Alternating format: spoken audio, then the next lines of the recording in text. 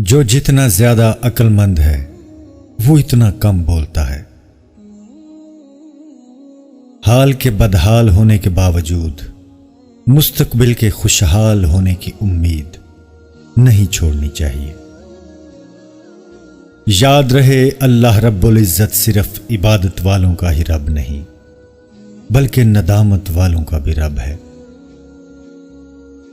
غیر ضروری تنقید وہ تلوار ہے جو سب سے پہلے خوبصورت تعلقات کا سر قلم کرتی ہے۔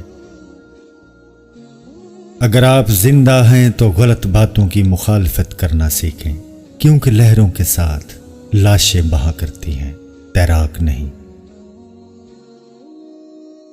جب آپ اس مقام پر پہنچ جائیں جہاں آپ کو کسی کو متاثر کرنے کی ضرورت نہ رہے تو یہ آپ کی آزادی کا آغاز ہے۔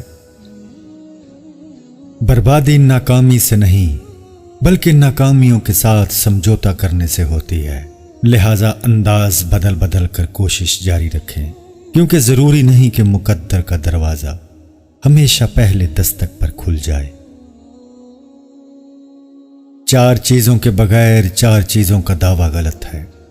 جو شخص اللہ کی محبت کا دعویٰ کرتا ہو اور جن باتوں کو اللہ نے حرام کر دیا ہے ان سے باز نہ رہے وہ جھوٹا ہے۔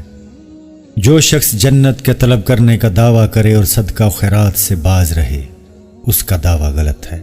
جو شخص نبی کریم صلی اللہ علیہ وآلہ وسلم کی محبت کا دعویٰ کرتا ہو اور فقراء و مساکین سے نفرت رکھے اس کا دعویٰ جھوٹا ہے۔ جو شخص دوزخ سے خوف رکھنے کا دعویٰ کرے اور گناہوں سے پرہیز نہ کرے اس کا دعویٰ ہرگز صحیح نہیں۔